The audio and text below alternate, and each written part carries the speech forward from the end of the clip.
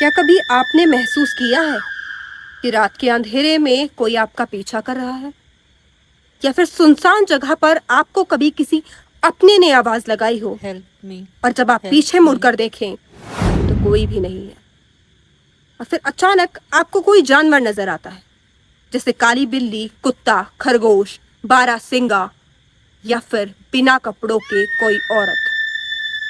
तो समझ जाइए, आपका सामना एक छलावे से हुआ है।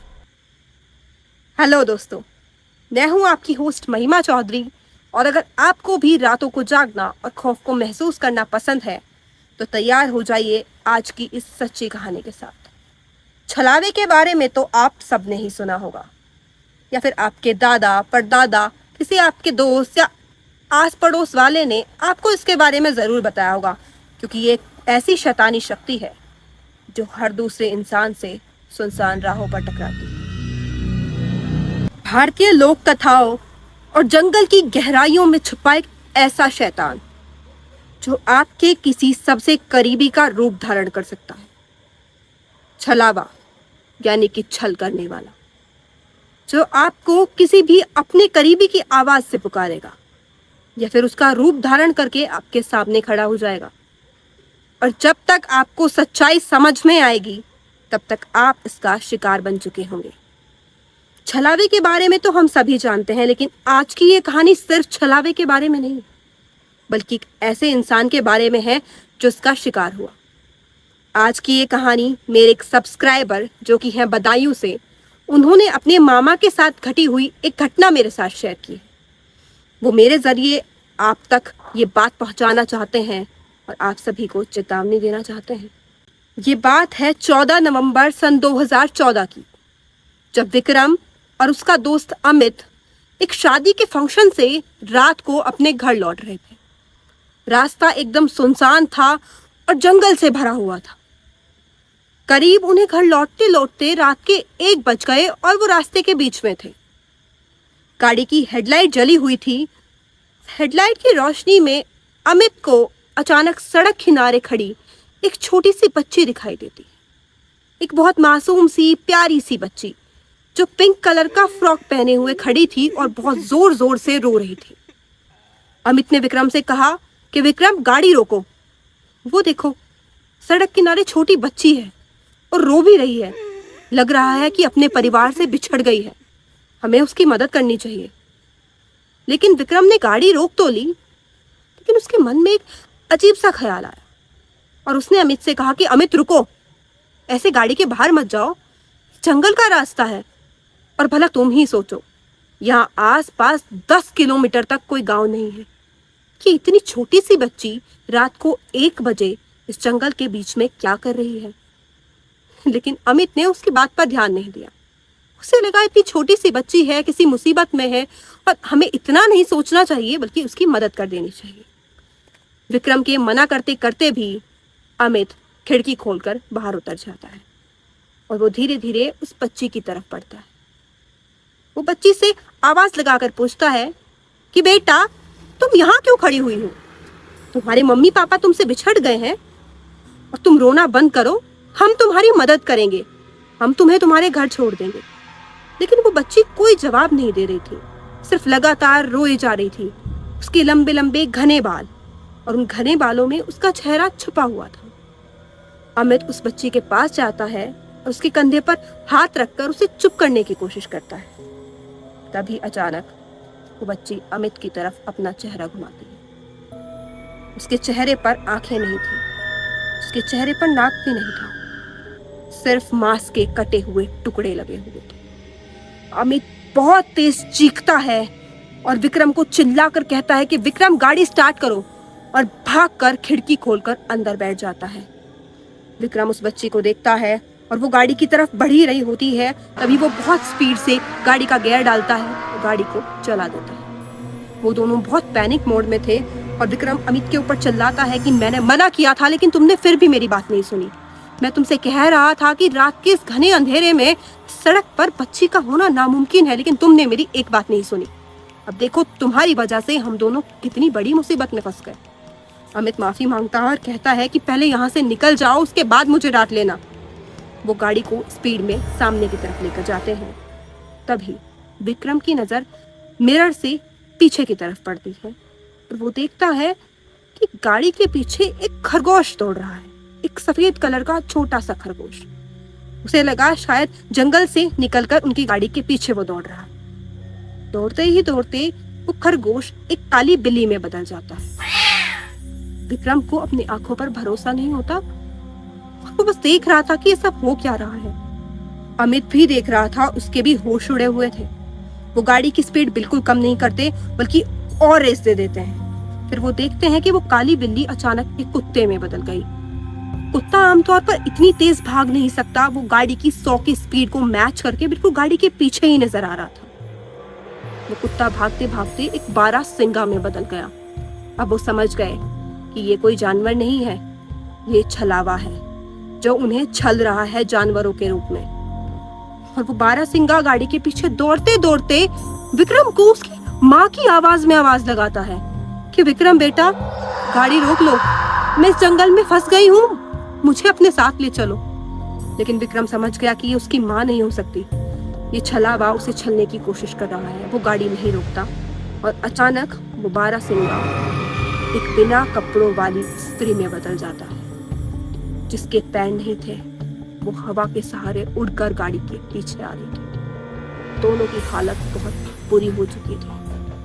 लेकिन वो गाड़ी को क्रॉस करके अचानक गाड़ी के सामने आ जाती है और विक्रम चिल्लाकर गाड़ी के ब्रेक लगाता है। गाड़ी के ब्रेक लगाते ही गाड़ी वहीं रुक जाती है, लेकिन सामने से वो औरत गायब हो चुकी थी। दोनों एक दूसरे को संभालते हैं, गाड़ी को लॉक कर लेते हैं और चारों तरफ देखते हैं। उस जंगल में घना अंधेरा, सन्नाटा और अजीबोगरीब आवाजें। लेकिन उसके बाद भी वो थोड़ी हिम्मत करते हैं, गाड़ी को चालू करने की कोशिश करते हैं, लेकिन गाड़ी का इंजन पूरी तरह बंद हो चुका था। वो दोनों को समझ नहीं आ रहा था। विक्रम को लगा कि अगर वो दोनों यहीं रहे तो उनकी जान को खतरा है। उसने अमित से कहा कि तुम गाड़ी के अंदर ही बैठे रहो, मैं बाहर जाकर बोनेट खोल के चेक करता हूँ कि हुआ क्या। अमित उसे बहुत रोकता है कि तुम बाहर मत जाओ, बाहर जाना खतरे से खाली नहीं है।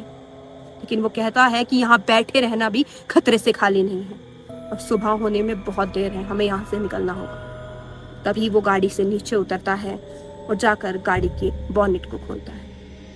बोनेट को खोलने के बाद अचानक उसे अंदर से अमित की आवाज आती है कि विक्रम, गाड़ी के अंदर आ जाओ, बाहर बहुत ठंड है। कोई बात नहीं, आज रात हम यहीं गुजार लेंगे। उसे ये बात थोड़ी अजीब तो लगती है। उसके बाद वो गाड़ी का बोनेट नीचे करके अंदर अमित की तरफ देखता है, जो कि हल्का सा मुस्कुरा रहा होता है और मुस्कुराकर कहता है, विक्रम, गाड़ी के अंदर आ जाओ। विक्रम को कुछ समझ नहीं आता। वो गाड़ी के अंदर जाने ही वाला होता है। इतनी देर में विक्रम का फोन बजता है। विक्रम अपनी जेब से अपना फोन निकालता है और फोन पर देखकर उसके होश खराब हो जाते हैं। नंबर लिखा हुआ था अमित कॉलिंग। लेकिन अमित तो गाड़ी के अंदर बैठा हुआ है, फिर उसे कॉल कौन कर रहा था? विक्रम फोन उठाता है और फोन से रोते हुए अमित की आवाज आती है कि विक्रम, मुझे बचा लो, तुम मुझे यहीं छोड़कर चले गए। वो जो तुम्हारे साथ गाड़ी में बैठा है वो मैं नहीं हूं। जब वो बच्ची पीछे मुड़ी और मैं भागा तो मैं गाड़ी में नहीं बैठा था, मैं पीछे झाड़ियों में गिर गया था। गाड़ी में कोई और है, मुझे बचा लो, मुझे बचा लो। ये कहते ही फोन कट हो जाता है। विक्रम फोन रखता है, उसके पैर जैसे डर से कांप उठे हों। वो गाड़ी के अंदर देखता है, अमित ने अपनी गर्दन 180 डिग्री पर घुमा दी। उसकी आंखें बिल्कुल काली हो चुकी थी और उसने जोर से हंसते हुए विक्रम से कहा कि फोन क्यों उठाया? फोन नहीं उठाना था। ये सब देखकर विक्रम समझ चुका था कि अंदर बैठा इंसान अमित नहीं है, बल्कि वही छलावा है जो बच्ची के रूप में उन्हें पीछे दिखाई दिया था। उसे कुछ समझ में नहीं आता और वो डर के मारे चीख पड़ता है।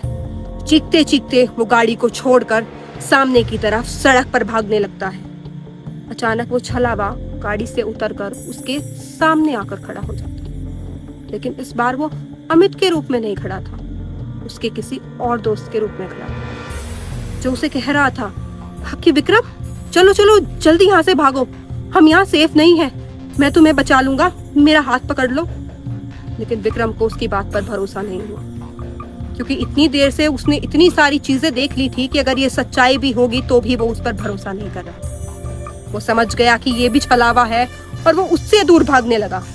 भागते भागते चारों तरफ से उसे अजीब अजीब जानवरों की आवाजें आने लगी, अजीब अजीब जानवर नजर आने लगे, कुछ लोग नजर आने लगे जो उसके अपने थे।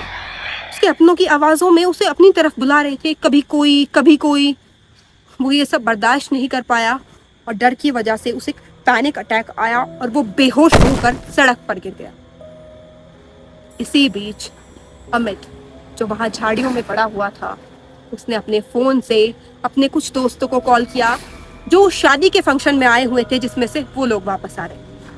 उसने अपने दोस्तों को सारी बातें बताई कि उनके साथ एक दुर्घटना हो गई है और वो यहाँ पर है, उन्हें मदद की जरूरत है। तभी अमित और विक्रम के कुछ दोस्त वहां गाड़ी से आते हैं और वो अमित को झाड़ियों में चोटिल पाते हैं। उसे बहुत सारी चोटें लगी हुई थी, वो घायल था लेकिन होश में था। उसने अपने दोस्तों को बताया कि विक्रम गाड़ी लेकर आगे की तरफ गया है और उसके साथ ऐसा ऐसा हुआ है, उसकी जान खतरे में है, हमें उसे बचाना होगा। वो सभी दोस्त गाड़ी लेकर सामने की तरफ आते हैं। उन्हें कुछ दूर चलने के बाद विक्रम की गाड़ी नजर आती है, लेकिन गाड़ी के अंदर विक्रम नहीं था। वो लोग डर जाते हैं, उन्हें लगा शायद वो किसी घटना का शिकार हो गया। लेकिन फिर भी दोस्त उसे ढूंढते हैं और आगे करीबन 500-600 मीटर जाने के बाद उन्हें सड़क के किनारे विक्रम बेहोश हालत में मिलता है। वो बेहोश जरूर था, लेकिन उसकी आंखें जैसे किसी डर से फटी हुई हो। वो उसे उठाते हैं और तुरंत लेकर घर पहुंचते हैं। घर जाने के बाद जब विक्रम होश में आता है तो वो बिल्कुल पागलों की तरह व्यवहार कर रहा था। वो सबसे डर रहा था, चिल्ला रहा था, उसे वहां हर खड़ा इंसान सिर्फ छलावा नजर आ रहा था। सब समझ गए कि वो किसी बुरी शक्ति की गिरफ्त में है। उसके दिमाग पर उन सब चीजों का बहुत गहरा असर हुआ है। घर वालों ने सुबह होते ही वहां एक सिद्ध पंडित जी को बुलाया। वो बहुत सिद्ध पंडित जी थे और बहुत ही ज्ञानी थे।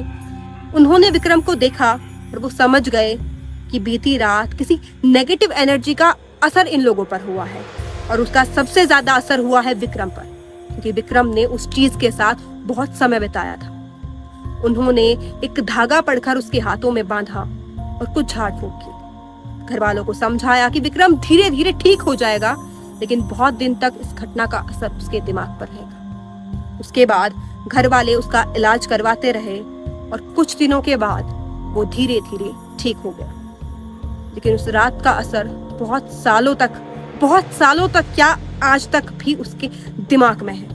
वो जब भी उस खौफनाक रात को याद करता है तो डर से सहम उठता है। आपके और हमारे लिए ये सिर्फ एक कहानी हो सकती है, लेकिन विक्रम और अमित के लिए ये वो सच्चाई है जिसे वो जिंदगी भर नहीं भूल सकते। तो दोस्तों, कैसी लगी आपको ये कहानी? अगर आपके साथ भी कभी कोई ऐसी घटना घटी है या आपकी किसी दोस्त या रिश्तेदार के साथ और आप उस घटना को मेरे साथ शेयर करना चाहते हैं, तो मेरे डिस्क्रिप्शन बॉक्स में मेरी मेल आईडी है। आप मुझे मेल करके अपनी स्टोरी सुना सकते हैं, मैं जरूर उस पर वीडियो बनाऊंगी। साथ ही साथ अगर आपको ये वीडियो पसंद आई है तो वीडियो को लाइक करिए, शेयर करिए, कमेंट करिए और चैनल को सब्सक्राइब करना मत भूलिएगा, क्योंकि अगर आप सब्सक्राइब नहीं करेंगे तो हर रोज इन सच्ची कहानियों को कैसे सुन पाएंगे। जल्दी ही मिलते हैं एक नई खौफनाक और किसी की सच्ची कहानी के साथ।